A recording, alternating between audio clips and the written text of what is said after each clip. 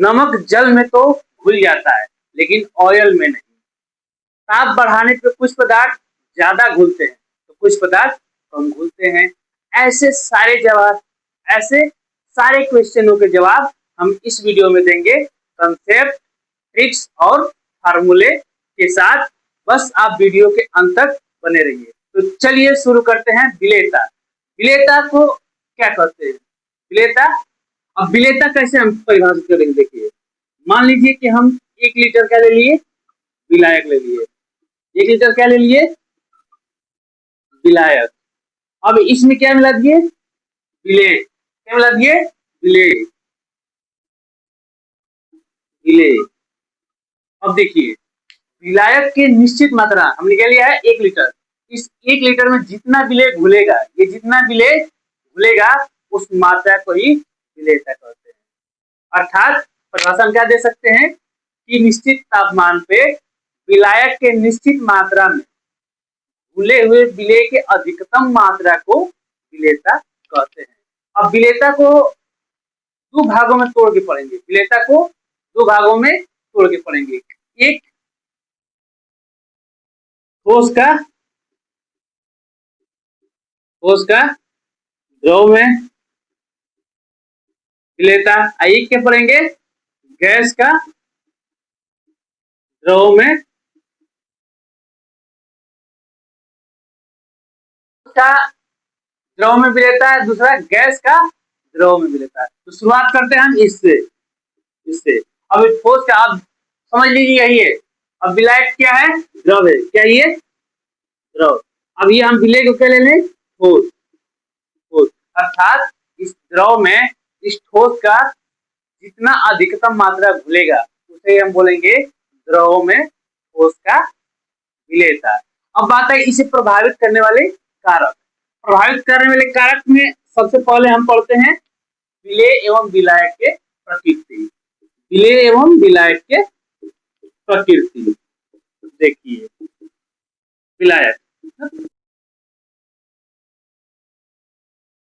ये क्या होता है? विलेय एवं विलायक की प्रकृति। उससे पहले, इससे समझने से पहले, इसको समझने से पहले हम ध्रुवीय अध्रुवीय जान लेते हैं क्या होता है। मान लीजिए कि ये KCl है या NaCl ले लेते हैं, या NaCl। इसको जल में जैसे ही घोलेंगे ये क्या होगा? आयनों में टूट जाएगा। ये क्या हो जाएगा? K+Cl minus. अर्थात कि वह पदार्थ जो जल के संपर्क में आते ही आयनों में क्या हो जाए? टूट जाए। क्या हो जाए? टूट जाए। उसे हम ध्रुवीय बोलते हैं। ये सब क्या होंगे? ध्रुवीय। जिसे इंग्लिश में बोलते हैं पोलर। देखो, पोल बन जाए ना, पोलर, अर्थात पोल बन जाए। पोल का मतलब एक प्लस एक माइनस, जिसे हम लोग तार और जोड़ते हैं तो क्या हो जाए? पोलर बन जाए। अब तब अध्रुवीय कौन सा होगा? जो जल के संपर्क में आकर भी आयनों में न टूटे। जैसे कि बेंजीन, सबसे अच्छा उदाहरण बेंजीन। बेंजीन का सूत्र ये है। एक होता है नैप्थलीन। नैप्थलीन का सूत्र होता है ये। नैप्थलीन का सूत्र होता है ये। ये है बेंजीन, ये है नैप्थलीन। ये सब क्या है? अध्रुवीय। ये क्या है? अध्रुवीय। अध्रुवीय। अब बात आई कि इसमें ये सब जल में घुल जाते हैं लेकिन ये जल में नहीं घुलते। अब जल कैसा है? जल भी H+ और OH आयनों में टूट जाता है। अर्थात जल भी क्या है? ध्रुवीय।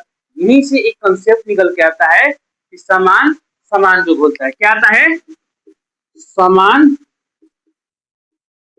समान को घोलता है ना? समान समान को घोलता है। बहुत फेमस टॉपिक है ये, याद रखिए। इसे हम लोग बोलते हैं like dissolve like. Like dissolve like, ये पूछता है एग्जाम में। अब इसका मतलब क्या हुआ? कैसे इसको परिभाषित करेंगे? तो हम क्या कह सकते हैं कि ये सब क्या है? ध्रुवीय है। तो ध्रुवीय विलेय ध्रुवीय विलायक में घुलता है। और ये क्या है? अध्रुवीय। अब देखो, ये नैप्थलीन जो बेंजीन में घुल जाएगा। बेंजीन में क्या होता है? घुल जाता है लेकिन जल में नहीं घुलता है। बेंजीन भी कैसा है? अध्रुवीय, और ये नेप्थलीन भी कैसा है, अध्रुवीय, अर्थात अध्रुवीय विलेय अध्रुवीय विलायकों में घुलता है। इसे ही बोलते हैं समान समान को घोलता है। दूसरा प्रभाव पढ़ते हैं, दूसरा ताप का प्रभाव। ताप का प्रभाव, इसको ध्यान से पढ़िएगा। ताप का प्रभाव, प्रभाव को अधिकतम बच्चे समझते हैं कि ताप बढ़ाएंगे तो विलेयता बढ़ेगा, ऐसा नहीं है। ताप का प्रभाव ये निर्भर करता है कि अभिक्रिया कैसी है, अर्थात उष्माशोषी है या उष्माक्षेपी है। अगर उष्माशोषी हुई, अगर अभिक्रिया, अभी ला सातेली एक साइंटिस्ट है, ला सातेलिए, सातेलिए के अनुसार ला सातेलिए ने कहा था कि अगर अभिक्रिया उष्माशोषी होगी, अभिक्रिया क्या होगी, उष्माशोषी होगी, तो ताप बढ़ाने पे क्या होगा, ताप बढ़ाने पर विलेयता बढ़ेगी, अर्थात समानुपाती होगी। ताप बढ़ाने पर विलेयता क्या होगी, बढ़ेगी। लेकिन अभिक्रिया क्या हो जाए, उष्माक्षेपी, उष्मा क्या हो जाए, क्षेपी, उष्माक्षेपी हो जाए, तब ताप बढ़ाने में विलेयता क्या होगी, घटेगी। ताप बढ़ाने में विलेयता क्या होगी, घटेगी। अर्थात ताप का प्रभाव अभिक्रिया के प्रकृति पे निर्भर करता है। ये क्यों ताप बढ़ाने पे यहाँ पे विलेयता बढ़ती है, यहाँ पे घटती है, ऐसा क्या रीजन है? तो देखिए, मान लीजिए कि उष्माशोषी अभिक्रिया की बात करते हैं, उष्माशोषी अभिक्रिया यहाँ पे, अच्छा इसको मिटा के चलिए, उष्माशोषी मान लीजिए क्या हो जाए, कोई विलेय हो जाए, विलेय प्लस विलायक, विलायक, ये क्या बना लेगा, विलयन, विलयन। अब उष्माशोषी यानी उष्मा अपनी तरफ ग्रहण करेगा, उष्मा कहाँ आएगा, इधर, उष्मा इधर, उष्मा क्या होगा, इधर। अब इस उष्मा को बराबर करने के लिए उष्मा किधर आएगा, बाएं साइड। अब इस उष्मा को बराबर करने के लिए हम जानते हैं कि हमेशा क्या रहता है, साम्य में रहना चाहते हैं, तो अभिक्रिया किधर भाग के जाएगी, इधर की तरफ भाग के जाएगी। अभिक्रिया किधर भागेगी, इधर, जब इधर भागेगी विलेयता बढ़ेगा। अगर इसका उल्टा यहाँ पे देख लेते हैं, उष्माक्षेपी के लिए विलेय एस लिख दे क्या, प्लस यस समझ लेते हैं, एक सैल्यूट है, एक सॉल्वेंट है। अब उष्माक्षेपी होगा तो विलयन, इधर होगा विलयन, और क्या होगा, उष्मा, क्या होगा, उष्मा। अब बताइए उष्मा को कम करने के लिए अभिक्रिया किधर आएगी, इस साइड की तरफ आएगी, किधर आएगी, इस साइड। अब इधर आएगी तो उत्पाद में क्या होगा, कमी, अर्थात विलेयता घटेगी। अब एक आता है दाब का प्रभाव। दाब का प्रभाव यहाँ देख लेते हैं, दाब का प्रभाव, दाब का, दाब का प्रभाव। तो क्योंकि जो ठोस होता है उसे हम दबा नहीं सकते, संपीड़ित नहीं कर सकते, जब संपीड़ित नहीं कर सकते हैं तो दाब का कोई प्रभाव नहीं पड़ता। अब पढ़ेंगे गैस के द्रव में विलेयता, गैसों की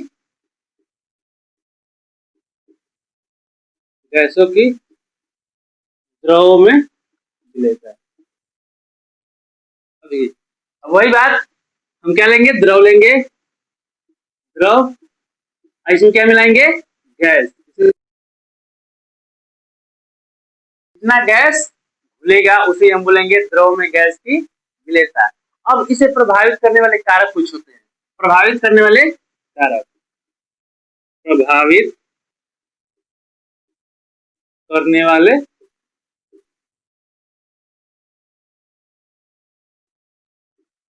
कौन कौन से होते हैं, प्रभावित करने वाले कारक। अब सबसे पहले आते हैं, हम पढ़ते हैं दाब का, दाब का प्रभाव, किसका, दाब का।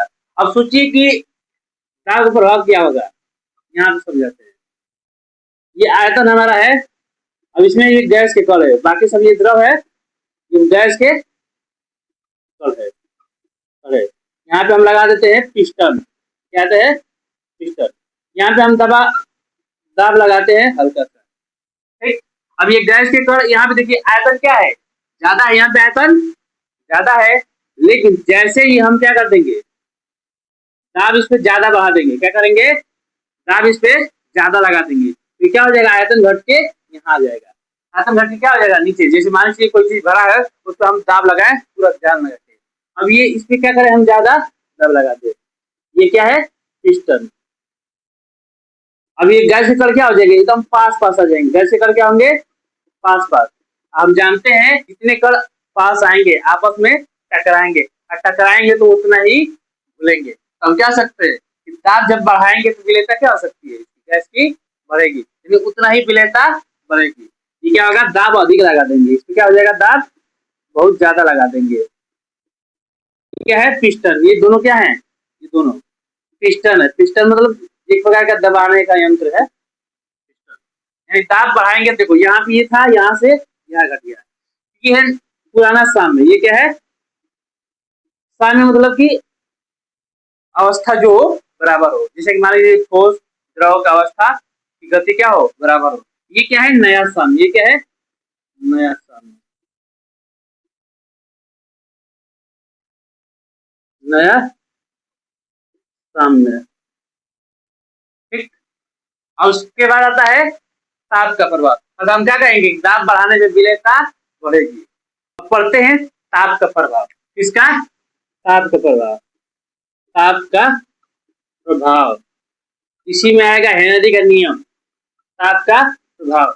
अब सोचिए कि इसमें गैस घुला है, गैस, इसमें क्या घुला है, गैस है, इसमें गैस के कण है, गैस के कण। अब इनको खुद ही दाब लगा के हम घोले हैं, अब ऊपर से हम क्या करते हैं गर्म करते, इधर ताप बढ़ा दे, क्या करते ताप बढ़ा दे, तो गैस के जो कण होंगे क्या होंगे ऊपर उड़ जाएंगे ना, ऊपर भाग जाएंगे। जब गैस के कण ऊपर की ओर उड़ जाएंगे तो इस विलायक से संपर्क में ही नहीं आएंगे, जब संपर्क में नहीं आएंगे तो इनमें टक्कर नहीं होगा, टक्कर नहीं होगा तो विलेयता नहीं होगी, यानी विलेयता क्या हो जाएगी घट जाएगी। तो हम क्या कर सकते हैं कि ताप बढ़ाने पर गैसों की विलेयता क्या होगी घटेगी, गैसों की विलेयता घटेगी। अर्थात हम कह सकते हैं कि उल्टा ताप बढ़ाएंगे तो विलेयता घटेगी। अब आता है हेनरी का नियम, बहुत इंपॉर्टेंट है हेनरी का, हेनरी का नियम। ये एग्जाम के लिए बहुत ही इंपॉर्टेंट है, हेनरी का नियम एग्जाम के लिए बहुत ही इंपॉर्टेंट है। अब हेनरी कहता क्या है आइए समझते हैं। अब मान लीजिए उन्होंने कहा कि एक द्रव ले लीजिए, इसे हम बंद पात्र ले लेते हैं, क्या ले ले हम इसमें द्रव ले ले, और उसका आयतन क्या करते हैं फिक्स करते हैं, निश्चित करते हैं। आयतन क्या करते, मान लीजिए हम क्या लिए हैं 1 लीटर। अब ये विलयन है, 1 लीटर विलयन है, इसमें क्या होंगे गैस के कण घुले होंगे, इसमें क्या होंगे गैस के कण घुले होंगे। मान लीजिए गैस के कण घुले हैं इसमें ना। अब वो कह रहा है ये गैस है, ये क्या है गैस के कण है, गैस। वो कह रहा है ये क्या कहता है कि जो विलयन है ना, इस विलयन में कितना गैस का मात्रा घुला है, कितना गैस का मात्रा घुला है, ये ये गैस द्वारा इस सतह पे, अब मान लो गैस उड़ के जाएगा, अब वापस आके इस पे क्या लगाएगा दाब लगाएगा, गैस से कर क्या करेगा वापस जाएगा, फिर वापस आएगा, जब ये जाएगा गैस से क्या होगा ऊपर जाएगा, फिर वापस जब टकरा के आएगा तो इस सतह पे क्या लगाएगा दाब लगाएगा। तो हेनरी ने बोला कि जो गैस की मात्रा है ना, गैस की मात्रा वो इस आंशिक दाब के समानुपाती होगी, अर्थात किसी विलयन में घुलित गैस के, विलयन कैसा वो भी इसका निश्चित आयतन, क्या चीज निश्चित आयतन। पहले ने क्या बोला कि किसी विलयन के निश्चित आयतन में गैस का घुला हुआ मात्रा, गैस का घुला हुआ मात्रा इस आंशिक दाब के समानुपाती होगा, अर्थात इसे हम क्या कर सकते हैं यम, यम क्या है गैस का घुला हुआ मात्रा, किसके समानुपाती होगा आंशिक दाब, ये क्या है पी, पी मतलब आंशिक दाब। इसको जब हटाएंगे तो क्या बनेगा ये टू पी। ठीक, ये मात्रा के टर्म में, लेकिन हेनरी का नियम मोल अंश में भी बताया गया। तो मोल अंश के में क्या बताया हेनरी ने कि ये जो आंशिक दाब है ना, ये आंशिक दाब जो गैस द्वारा लगाया जा रहा है आंशिक दाब विलयन की सतह पे, वो इसके मोल अंश के समानुपाती होगा कि कितना घुला है, यानी जितना ये दाब लगाएगा उतना ही गैस के कण घुलेंगे, जितना ये दाब लगाएगा उतना ही गैस के कण घुलेंगे। तो हेनरी ने क्या बोला कि किसी विलयन में गैस के अणुओं द्वारा लगाए गए आंशिक दाब उसके मोल अंश के समानुपाती होता है। अर्थात पी क्या है? आंशिक दाब किसके समानुपाती होगा? मोल अंश के। किसके? गैस के। ये क्या है? मोल अंश गैस के। तो हटाएंगे तो क्या बनेगा? ये KH X गैस। इसी में एक ग्राफ बनता है, एक ग्राफ ऐसे। हम इसे इधर लेते हैं मोल अंश, इधर लेते हैं दाब। तो जैसे जैसे मोल अंश बढ़ता है वैसे वैसे दाब बढ़ता है। तो हमें क्या मिलता है? ये एक रेखा मिलती है जिसे हम बोलते हैं सरल रेखा। अब यहीं पे हम निकाल देंगे tan थीटा। tan थीटा क्या बताएगा? स्लोप। तो क्या हो जाएगा? P/x। क्या हो जाएगा? P/x। और इसको हम लिख सकते हैं क्या? इसके एच को, के एच बराबर लिख सकते हैं कि P/x हो गया। अब देखिए P/x अर्थात यही हमारा क्या दिखाएगा? कि एच का मान। ये जो स्लोप होगा, ये स्लोप वही हमें क्या दिखाएगा? हेनरी नियतांक। ये क्या है? कि एच हेनरी नियतांक। अब बात आई कि हेनरी के कुछ उपयोग होते हैं। हेनरी के कुछ उपयोग होते हैं। जो पर्वत पे जाते हैं वहां पे ऑक्सीजन की कमी होने लगती है, वहां भी उपयोग है, यानी पर्वतारोहियों के रूप में, फिर गोताखोरों के रूप में। और कहाँ इसका उपयोग है हेनरी के नियम का? तो कोल्ड ड्रिंक में गैस जो होती है कार्बन डाइऑक्साइड घुली हुई, वहां भी इसका प्रयोग है। अब बात आई कि सीमाएं इसकी क्या है? सीमाएं ये क्या कहता है कि हम तनु विलयन पे काम करेंगे। किस पे काम करेंगे? तनु विलयन पे। यानी ये सिर्फ तनु विलयनों पे लागू होगा। और क्या होगा? कि जो विलायक के साथ अभिक्रिया न करे, विलायक के साथ यानी सॉल्वेंट के साथ रिएक्ट न करे, वहां पे इसका लागू होगा। और क्या? जल के साथ भी न रिएक्ट करे, वहां पे इसका प्रयोग किया जाएगा। इस प्रकार हम विलेयता को आसान पूर्वक खत्म किए। ऐसे ही और वीडियो के लिए चैनल को सब्सक्राइब कीजिए। Thank you so much for watching.